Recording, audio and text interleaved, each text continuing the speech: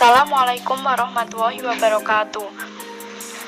Perkenalkan, kami dari kelompok 6 yang beranggotakan Susi Dwi Astuti, Nurmilatul Hidayah, Vicky Maulana Putra Pratama, Rahayu Mulyaningsih, Aisyifa Irgi Alini. Kami di sini akan menjelaskan tentang materi kami yang berjudul Telaah Kajian Pendidikan Tingkat MA. Yang pertama, pendahuluan. Di era global, persaingan ilmu pengetahuan semakin kompetitif yang dilakukan oleh para ahli di tingkat dunia internasional, sehingga Indonesia dituntut agar dapat bersaing secara global demi mempersiapkan generasi muda sebagai sumber daya manusia yang cerdas dan berkualitas. Salah satu persoalan pendidikan yang harus mendapatkan perhatian adalah kurikulum, terutama dalam tataran implementasinya. Disinyalir masih ada kurikulum yang terlalu membebani anak didik tanpa ada arah pengembangan yang benar-benar melihat potensi setiap peserta didik sesuai dengan perubahan yang diinginkan. Kehadiran kurikulum merupakan salah satu unsur yang memberikan kontribusi yang nyata dalam mewujudkan proses berkembangnya sumber daya manusia yang berkualitas. Oleh karena itu, untuk menghadapi tantangan yang akan menimpa dunia pendidikan Indonesia, pada saat ini pemerintah telah menerapkan kurikulum 2013 yang dikembangkan dengan berbasis pada kompetisi yang diharapkan, yaitu manusia yang berkualitas mempunyai kemampuan, sanggup menjawab tuntutan zaman yang selalu berubah, sampai melahirkan peserta didik yang beriman dan bertakwa kepada Tuhan Yang Maha Esa, berakhlak mulia, sehat, berilmu, cakap, kreatif, mandiri, dan warga negara yang demokratis dan bertanggung jawab. Ruang lingkup telaah kajian pendidikan tingkat MA. Tujuan pendidikan pada kurikulum 2013 tingkat sekolah menengah atas SMA atau SMA terbagi atas tujuan pendidikan berdasarkan peminatan dan ujian kelas 10 peminatan. 1. Mendeskripsikan keseluruhan analisis berbagai konsep dan belajar dalam menyelesaikan masalah. 2. Menganalisis data sifat suatu permasalahan dan menerapkannya. 3. Mendeskripsikan dan menerapkan konsep dan sifat-sifat akhlak. 4. Mendeskripsikan konsep dan aturan serta menerapkannya dalam pembuktian sifat-sifat. Contoh materi bidang datar pada pelajaran matematika seperti simetris, sudut, dalil titik tengah segitiga, dalil intersept, dalil segmen garis, dan lain-lain dalam materi bidang. Kelas 10 wajib. Yang pertama, memiliki motivasi internal, kemampuan bekerja sama, konsisten, sikap prinsip, dan rasa percaya diri, dan sikap toleransi dalam perbedaan, strategi berpikir dalam memiliki menetapkan strategi dan masalah. 2. Mampu mentransformasi diri dalam berperilaku sesuai. Tangguh menghadapi masalah, kritis dan disiplin dalam melakukan tugas belajar matematika. 3. Menunjukkan sikap tanggung jawab, rasa ingin tahu, jujur, dan perilaku peduli lingkungan. Kelas 11 peminatan. Yang pertama, melatih diri bersikap konsisten, rasa ingin tahu, bersifat kritis, jujur, serta responsif dalam memecahkan masalah nyata dalam kehidupan. 2. Menunjukkan kemampuan berkolaborasi, percaya diri, tangguh, kemampuan bekerja sama, dan bersifat realistis, serta proaktif dalam memecahkan dan menafsirkan penyelesaian masalah. Kelas 11 wajib. Siswa mampu memiliki sikap atau kemampuan bekerja sama, sikap toleransi, perbedaan strategi berpikir dalam memilih dan menerapkan strategi menyelesaikan masalah, bertanggung jawab, dan peduli pada lingkungan. Kelas 12 peminatan. Menunjukkan cermat, teliti, bertanggung jawab, tangguh, konsisten, dan jujur, serta responsif dalam memecahkan masalah nyata sehari-hari. 2. Mengembangkan rasa ingin tahu, motivasi internal, rasa penyadaran diri, dan sikap kritis dalam menyelesaikan masalah kontekstual. Kelas 12 wajib. Menghayati perilaku disiplin, sikap kerjasama, sikap kritis dan cermat dalam bekerja menyelesaikan masalah kontekstual. 2. Memiliki dan menunjukkan rasa ingin tahu, motivasi internal, rasa senang dan tertarik, dan percaya diri dalam melakukan kegiatan belajar ataupun mengerjakan masalah nyata. Selanjutnya, tujuan pendidikan dan standar kompetensi lulusan. Tujuan diselenggarakan pendidikan adalah meningkatkan kecerdasan, pengetahuan, kepribadian, akhlak mulia, serta keterampilan hidup mandiri dan mengikuti pendidikan lebih lanjut. Empat tujuan di atas selanjutnya diterjemahkan dalam standar kompetensi lulusan atau SKL yang ingin dicapai oleh pendidikan aliyah ini. Sebagaimana disinggung di depan, SKL ini juga tidak berbeda dengan sekolah menengah lainnya, karena memang sama-sama merujuk pada Perandiknas nomor 23 tahun 2006 tentang standar kompetensi lulusan atau SKL untuk satuan dasar dan menengah, yaitu yang pertama, berperilaku sesuai dengan ajaran agama yang dianut sesuai dengan perkembangan remaja. Yang kedua, mengembangkan diri secara optimal dengan memanfaatkan kelebihan diri serta memperbaiki kekurangannya. Yang ketiga yaitu menunjukkan sikap percaya diri dan bertanggung jawab atas perilaku atau perbuatan dan pekerjaannya. Yang keempat, berpartisipasi dalam penegakan aturan-aturan sosial. Yang kelima, menghargai keberagaman agama, bangsa, suku, ras, dan golongan sosial ekonomi dalam lingkungan global. Yang keenam, membangun dan menerapkan informasi dan pengetahuan secara logis, kritis, kreatif, dan inovatif. Yang ketujuh, menunjukkan kemampuan berpikir logis, kritis, kreatif, dan inovatif dalam pengambilan keputusan. Yang kedelapan, menunjukkan kemampuan pengembalian budaya belajar untuk pemberdayaan diri. Yang kesembilan, menunjukkan sikap kompetitif, sportif untuk mendapatkan hasil yang terbaik. Yang ke-10, menunjukkan kemampuan menganalisis dan memecahkan masalah kompleks. Yang ke-11, menunjukkan kemampuan menganalisis gejala alam dan sosial. Yang ke-12, memanfaatkan lingkungan secara produktif dan bertanggung jawab.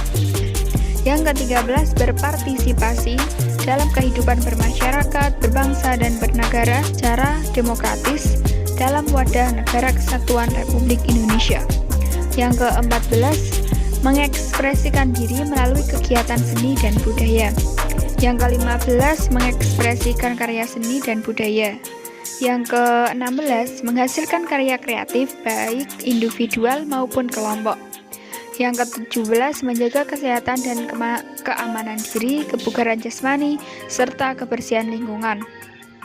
Yang ke-18, berkomunikasi lisan dan tulisan secara efektif dan santun. Yang ke-19, memahami hak dan kewajiban diri dan orang lain dalam pergaulan di masyarakat. Yang ke-20, menghargai adanya perbedaan pendapat dan berempati terhadap orang lain. Yang terakhir yaitu menunjukkan keterampilan membaca dan menulis naskah secara sistematis dan estetis. C.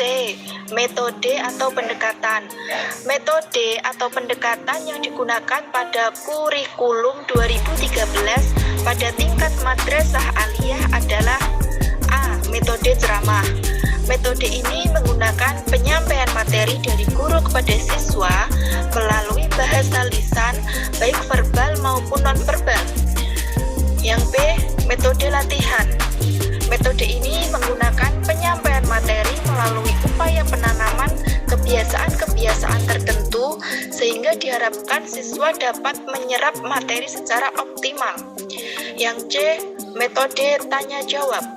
Metode ini menggunakan penyajian materi pelajaran melalui bentuk pertanyaan yang harus dijawab oleh anak didik, bertujuan memotivasi anak mengajukan pertanyaan secara proses pembelajaran atau guru mengajukan pertanyaan dan anak didik menjawab. Yang D. Metode demonstrasi. Metode ini menggunakan pembelajaran dengan cara memperlihatkan suatu proses atau suatu benda yang berkaitan dengan bahan pembelajaran.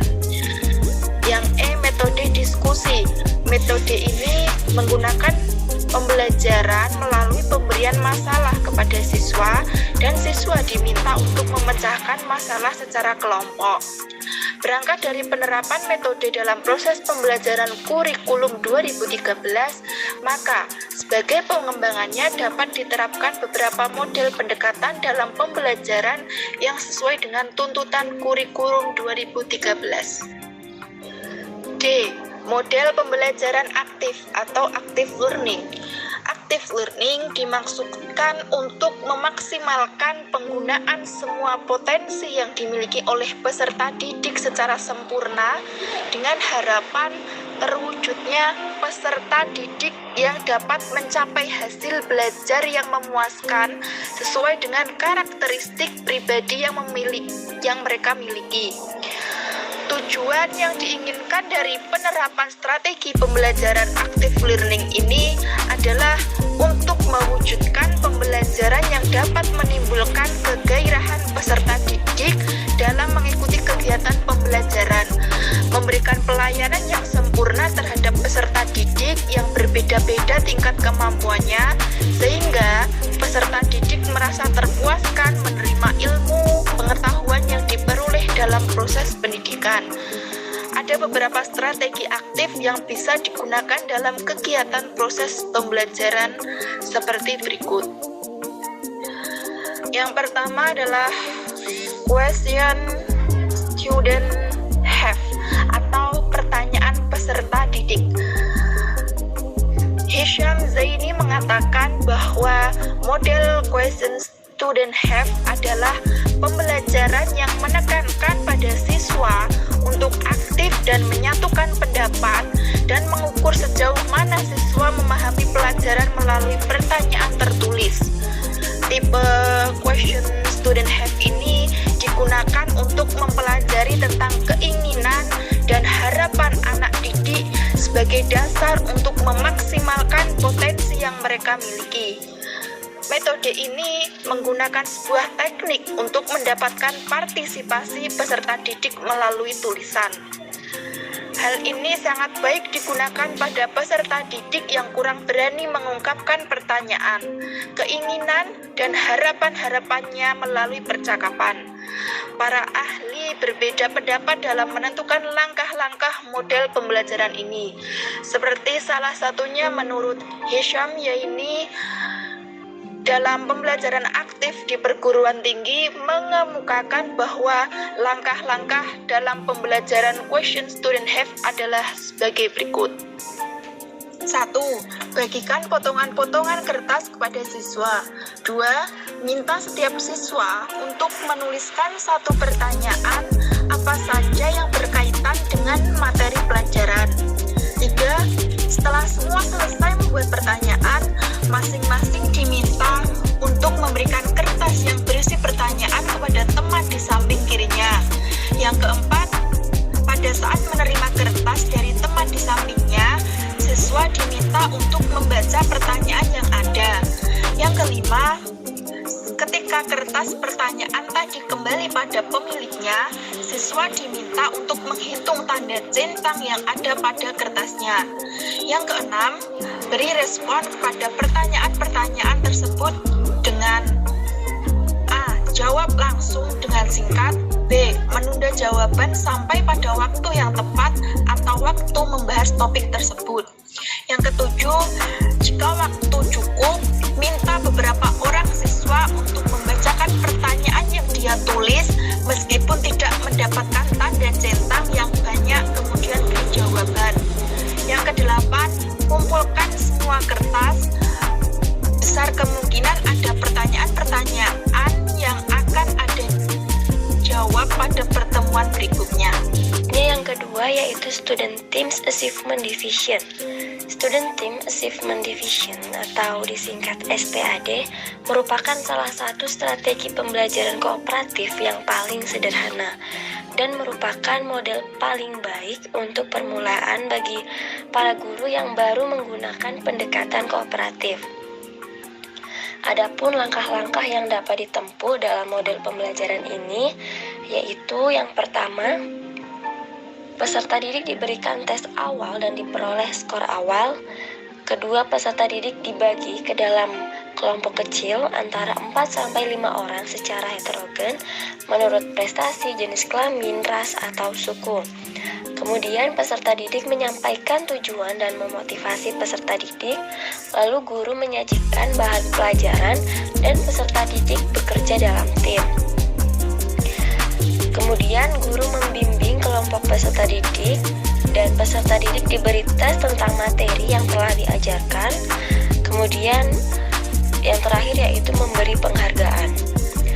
Dan Slavin menyatakan bahwa pada Student Team Achievement Division atau STAD ini, peserta didik ditempatkan dalam tim belajar beranggotakan 4-5 orang yang merupakan campuran menurut tingkat prestasi, jenis kelamin, dan suku.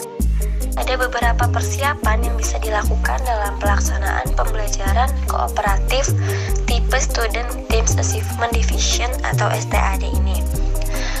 Yang pertama yaitu perangkat pembelajaran, yang kedua membentuk kelompok kooperatif, yang ketiga menentukan skor awal, yang keempat pengaturan tempat duduk, dan yang terakhir yaitu kerja kelompok. Untuk yang pertama yaitu perangkat pembelajaran. Sebelum melaksanakan kegiatan pembelajaran ini perlu dipersiapkan perangkat pembelajarannya yang meliputi rencana pembelajaran atau RP, buku peserta didik, lembar kegiatan peserta didik atau LKS, beserta lembar jawabnya. Yang kedua, membentuk kelompok kooperatif, yaitu menentukan anggota kelompok. Diusahakan agar kemampuan peserta didik adalah heterogen dan kemampuan antar satu kelompok dengan kelompok lainnya relatif homogen. Ada beberapa hal yang perlu diperhatikan ketika membentuk kelompok.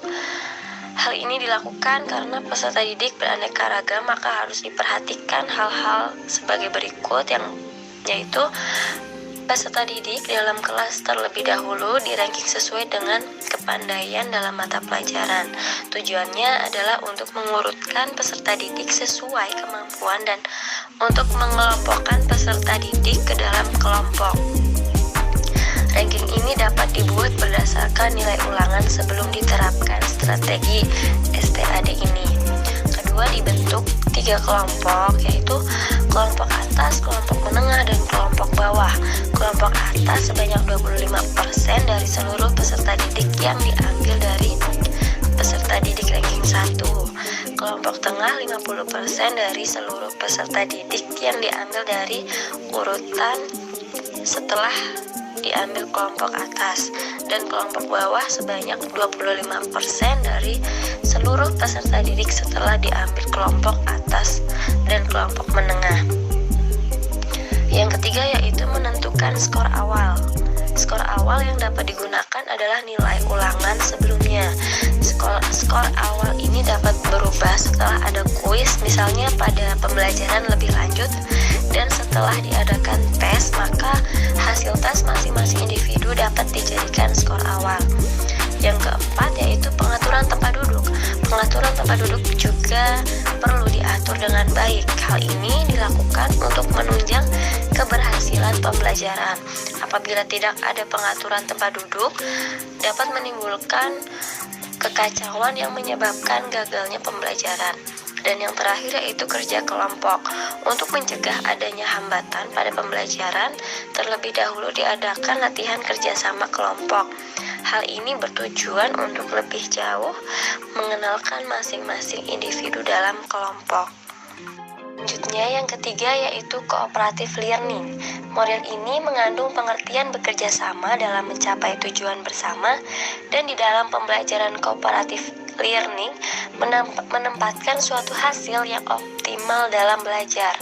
Model pembelajaran kooperatif yaitu model pembelajaran yang kegiatan pembelajarannya dengan cara berkelompok atau bekerja sama saling membantu mengkonstruksikan konsep, menyelesaikan persoalan atau problem solving. Adapun langkah-langkah yang bisa dilakukan dalam penerapan model pembelajaran ini yaitu merancang program pembelajaran, merancang lembar observasi yang akan digunakan untuk mengobservasi kegiatan peserta didik dalam belajar, guru mengarahkan dan membimbing peserta didik baik secara individual individual maupun kelompok. Beberapa kelebihan dari model pembelajaran kooperatif ini yaitu meningkatkan harga diri tiap individu dan penerimaan terhadap individu yang lebih besar. Dapat mencegah keagresifan dalam sistem kompetisi dan ketersaingan dalam sistem individu tanpa mengorbankan aspek kognitif. Meningkatkan kehadiran siswa dan sikap yang lebih positif dan menambah motivasi dan percaya diri. Model ini juga mempunyai kekurangan, yaitu adanya kekhawatiran akan terjadi ketidaknyamanan di kelas, banyak siswa yang kurang senang bekerja sama dengan yang lain, perasaan ragu pada anggota kelompok akan hilangnya karakteristik mereka karena harus menyesuaikan dengan kelompok. Banyak peserta didik was-was bahwa pekerjaannya tidak akan terbagi. Sekian pemaparan dari kelompok kami, kurang lebihnya kami mohon maaf yang sebesar-besarnya. Wassalamualaikum warahmatullahi wabarakatuh. Terima kasih.